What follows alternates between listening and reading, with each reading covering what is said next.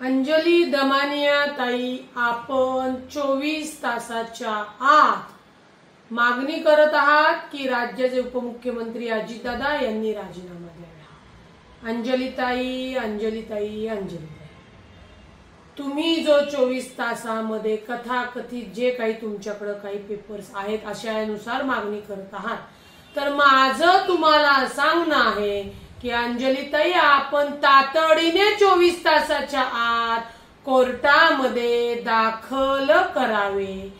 विषय असा आहे अंजलीताई की तुम्ही सातत्याने येऊन जे काही माननीय अजितदादांवर आरोप करत आहात त्याच्यासाठी तुम्ही आता देशाचे गृहमंत्री माननीय अमित शहा साहेबांची भेट घेणार आहात।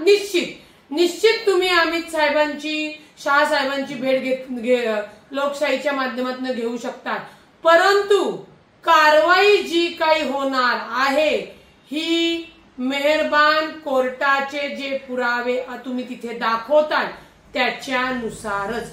तुमचं असं झालेलं आहे की मी हा कागद दाखवत आहे आणि हे कागद म्हणजे भक्कम पुरावा आहे आणि तुम्ही त्याच्यामध्ये आरोप करत आहात, त्यांना तातडीने राजीनामा द्या, त्यांना शिक्षा करा, असे राजकीय हेतूने किंवा कुणाकडनं काहीतरी सुपारी घेतल्या उद्देशाने आरोप करून कोणताही निर्णय लागत नसतो।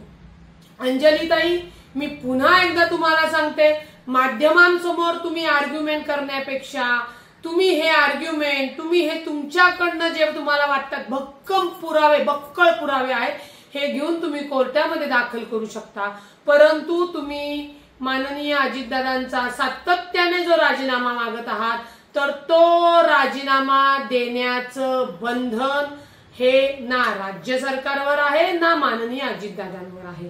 तुम्ही देशाचे गृहमंत्री माननीय अमित शहा साहेबांकडे जरी गेला तरीही देशाचे पंतप्रधान साहेब असू द्या, देशाचे गृहमंत्री साहेब असू द्या, राज्याचे मुख्यमंत्री साहेब असू द्या, राज्याचे उपमुख्यमंत्री साहेब असू द्या, हे संविधानानुसारच कायद्यानुसारच चालणार। कोणीतरी येणार स्वयंघोषित सामाजिक कार्यकर्ता म्हणून, हे माझ्याकडे भक्कम पुरावे आहेत म्हणून, किंवा लोकशाहीने स्वातंत्र्याचा जो काही तुम्हाला अधिकार दिलेला आहे पण त्याचा जर गैरवापर होत असेल आणि त्याच्यावरनं जर तुम्ही आरोप माननीय अजितदादांवर करत असाल तर तुमच्या त्या आरोपाला कोणतीही किंमत नाही। त्याच्यामुळे माननीय अजितदादांनी याच्यामध्ये सांगितलेलं आहे, कोणताही घोटाळा झालेला नाही, कोणतेही बेकायदेशीर कृत्य माननीय उपमुख्यमंत्री हे खपून सुद्धा घेणार नाहीत। आणि जर अशी कोणती कारवाई किंवा जे काही तुम्ही पुण्याचे कलेक्टर आहेत, हे आहेत, ते आहेत सांगत आहात त्याच्यामध्ये जर अनियमितता आढळली तर त्या कारवाईमध्ये कुठलाही कारवाई होऊ नये म्हणून हस्तक्षेप नसणार आणि तो नसतोच अजितदादांचा, हे त्यांनी स्पष्ट केलेले आहे।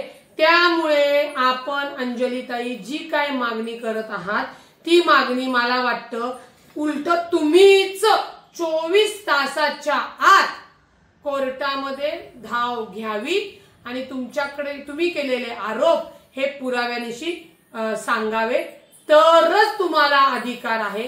तुम्ही म्हणता म्हणून कोणीही राजीनामा देऊ शकणार नाही, आम्ही त्यांना राजीनामा देऊन देणार नाही, हे आपण लक्षात घ्यावे।